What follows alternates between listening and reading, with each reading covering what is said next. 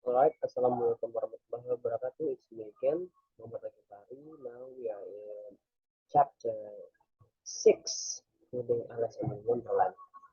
Chapter 6 is It's a Pig and Pepper. For a minute or two, she stood looking at the house and wondering what to do next. When suddenly a footman in black and livery came running out of the wood.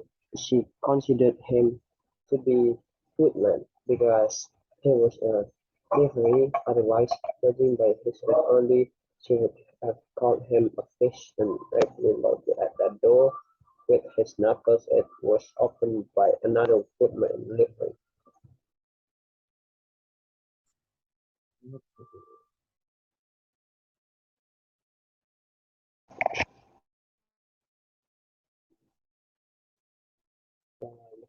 With a round face and large eyes like a frog, and both footmen Alice noticed have powdered hair that turned all over their hats. She felt very curious to know what it was all about.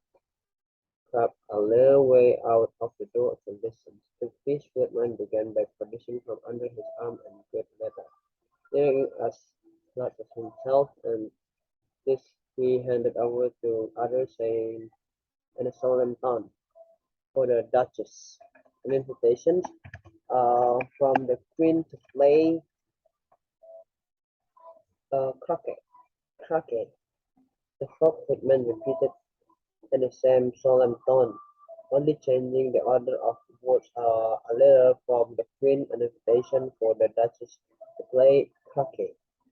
Then they both bowed low, and their curls got entangled together. Alice laughed so much at this that she had to run back into the wood to fear of their hearing her.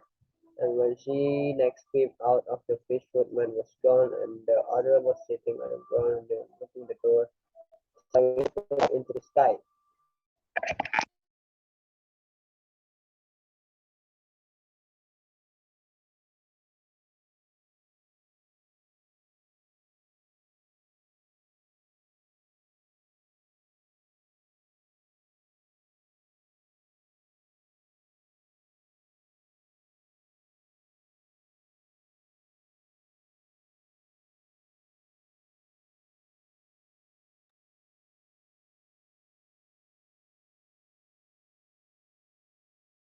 Camera just changing. Wait.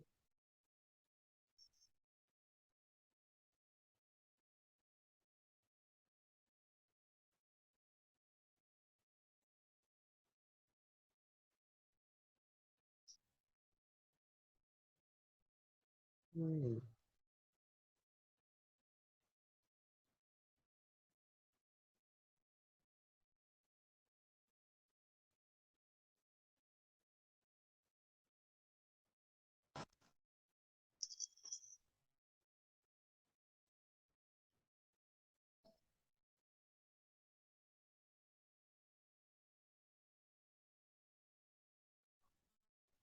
But next one, Alice went timidly up the door and knocked. There's no sort of knocking inside the footman. That's two reasons. First, because I'm the same side of the door as you are. Secondly, because they're making such a noise inside, no one could possibly hear you. And suddenly there was a most extraordinary noise going on within, a constant howling and sneezing, and every now and then a great crash, as if a dish or kettle had been broken to pieces. "Please, then," said Alice, "how am I to get in? There might be some sense in your knocking." The footman went without attending to her. "If we had door between us, for instance, if you were inside, you might be knocked, and I could get you out, you know." He was looking up into the sky all the time he was speaking, and Alice thought it decided uncivil. "But perhaps he can help it," she said to herself. "His eyes are so very at the top of his head. But at any rate, he might be answered question. How am I to get in?" She repeated loud. I shall hear the footman remark till tomorrow.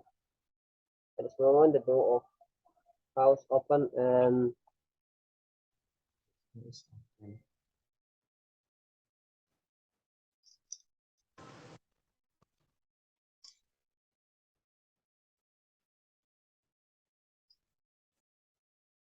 someone the door of house of opened and Lars came screaming out right at the footman's head. It just scratched his nose and broke the pieces against one of the trees behind him. Well, next day, maybe the footman continued the same tone, like, exactly as nothing had happened. Am I to get in? Asked Alice again. It louder tone. Are you getting at all? Said the footman. That's very. That's the first question, you know.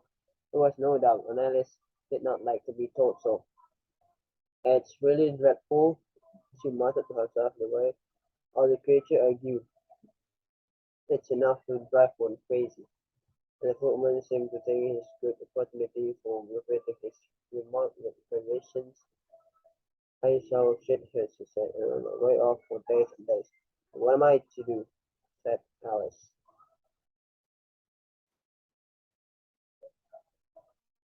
"Oh, what am I to do? Said Alice. Anything you like, said Footman, and began whistling. But there's no use in talking to him, said Alice disrespectfully. It's perfectly idiotic. And she opened the door and went in. The door led right into the large kitchen, which was full of smoke from one end to the other. The Duchess was sitting on the three-legged stool in the middle, nursing a baby. The cook was standing on the fire, stirring a large cauldron, which seemed to be full of soup. There was certainly too much pepper in that soup, Alice said to herself as well as she could be sneezing. There was certainly too much uh, of it in the air. Even she doesn't sneeze occasionally, and as for the baby, it was sneezing and howling alternately without the moment of pause. The only two creatures in the kitchen that did not sneeze were the cook and the large cat, which was sitting on the hearth and grinning from ear to ear. Please would you could tell me, said Alice a little timidly, for she was not quite sure whatever it was good manners for her to speak first. Why your cat skin like that? It's a crazy cat, said the Duchess. And that's why, Peg. She said the last word was such a sudden violence that Alice quite jumped, but she saw in another moment that it was addressed to the baby, and not to her. She took courage and went on again. I didn't know that Cashier was green. In fact, I didn't know the cats could win. They all can, said the Duchess, said, and most of them do. I don't know any of that to do, Alice said very politely. Very quiet place to go into the conversation. You don't know much, said the Duchess, and that's a fact. Alice did not care, or there was his precious nose, as unusually large saucepan flew close by it and very nearly carried it off. If everybody minded their own business, said the Duchess and the horse go, the world would go round a deal faster than it does, which would not be advantage, said Alice, who felt very glad to get a opportunity of showing off her knowledge. Just think what work it would make the day and night. You see, it takes 24 hours to turn around on its axis.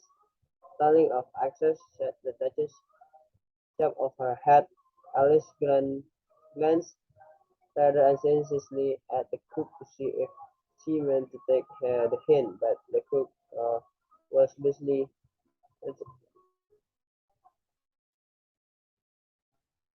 empty.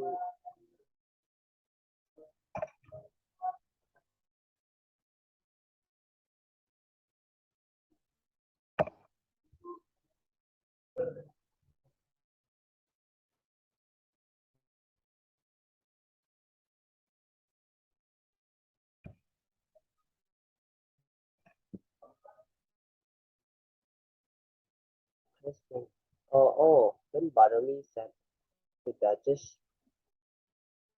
Never could a bit previous, and it was she began nursing her child again, singing a short lullaby to it, and she did so, and giving it a violent shake at the end of every line.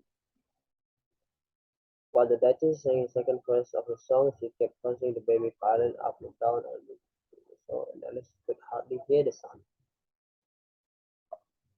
Here, you may nurse it a bit if you like, said the Duchess to Alice, flinging the baby at her as she spoke. I must go and get ready to play croquet with the queen. And she hurried after them. They took off her frying pan after she asked her she went, but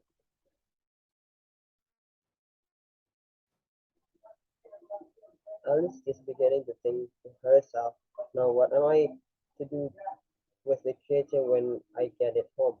But again and again, so violently that she looked down at Mrs. face and some alarm. This time there could be no mistake about it. It was neither more nor less than a pig, and she felt that it would be quite absurd for her to carry it any further.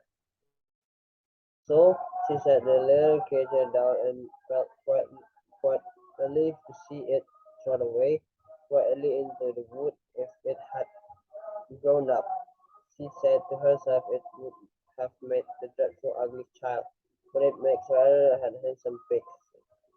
And she began thinking of all the children she knew who might do very well as pigs, and was this day saying to herself, if one only knew the right way to change them, when she was a little startled by seeing the cherished cat sitting in a bough of tree a few yards off. The cat's only grinned when it saw Alice. It looked good-natured, she thought. She, still, it had very long.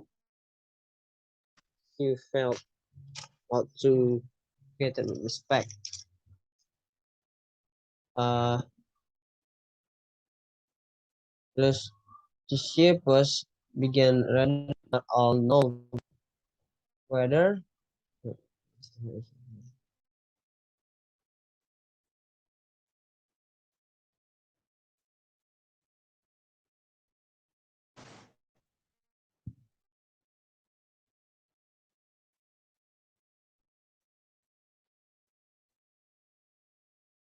because they were ultimately as soon whether it would like the name. However, it only grinned a little wider. Come its place so far, thought Alice, and she went on. Would you tell me, please, which way I ought to walk from here? That depends on a good deal on where you want to get going. Two, said the cat. I don't much care where, said Alice. But it doesn't matter which way you walk, said the cat. So, so long as I get somewhere, Alice added as an explanation. Oh, you sure to do that, said the cat. If you only walk long enough, Alice felt that this could not be denied. So she tried another question. What sort of people live out there? In that direction, the cat said, waving right from round to left harder. In what direction, waving? Uh, the direction she waving right for round left or harder, and what direction waving the other paw lifting march here and other like they both met. But I don't want to go among mad people, Alice remarked. Oh, you can help that, said the cat. Well, mad here, I'm mad, you're mad.